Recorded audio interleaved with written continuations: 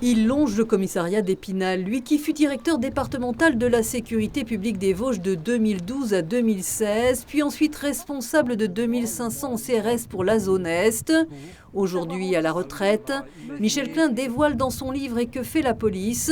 les coulisses du maintien de l'ordre. Il ne compte plus les manifestations qu'il a eu à gérer, avec toujours cette mission, éviter les débordements. La police, la gendarmerie sont d'abord là pour protéger ce droit, faire en sorte que chacun puisse s'exprimer.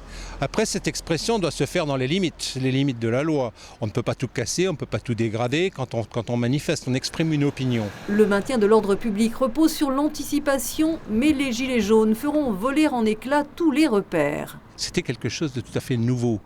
On n'avait plus d'interlocuteurs, on n'avait pas de personnes avec qui s'entendre au départ sur les itinéraires, on n'avait pas de déclaration préalable pour dire où, quand et par quel itinéraire on allait faire la manifestation. Tout cela était très compliqué. Des groupes extrémistes ont clairement profité du mouvement pour se créer le désordre, le chaos et pour commettre des dégradations.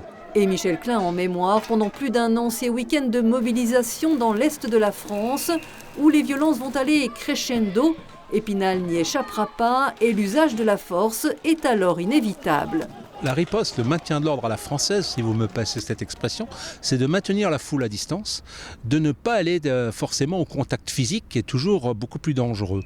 Donc on lance des grenades lacrymogènes qui forment une sorte de rideau et qui permet de ne pas avoir cet affrontement direct. Alors effectivement, pendant les gilets jaunes, le nombre de grenades lacrymogènes utilisées était beaucoup plus important. Ce maintien à distance d'une foule très hostile à un moment donné, où je me suis vu, j'ai vu des gens lancer des cailloux de plusieurs kilos, quoi. 1 ou 2 kilos, c'était pas rare. Un dispositif de sécurité peut tout prévoir, ou presque.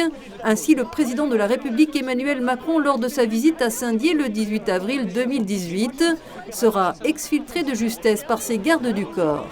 Les barrages de police que j'ai mis en place ont été efficaces, sauf que personne n'avait prévu que le niveau de la Meurthe était tellement bas qu'on pouvait la traverser à gué. Et donc il y a une partie des contestataires qui ont traversé à gué et qui ont été au contact du président de la République. Les choses se sont plutôt bien finies, mais c'est quand même des imprévus qu'il faut en permanence gérer, s'adapter, tout en laissant au président de la République la possibilité de serrer les mains et d'aller au plus proche du peuple. Michel Klein relate dans son livre plus de 40 ans d'une carrière sous haute tension, de la lutte contre les mafias de la drogue à la gestion des campements sauvages des gens du voyage, de son expérience en Afrique à l'attentat terroriste sur le marché de Noël à Strasbourg, sans occulter l'existence toujours possible de bavures, mais avec le souci de livrer au lecteur la réalité du métier de policier.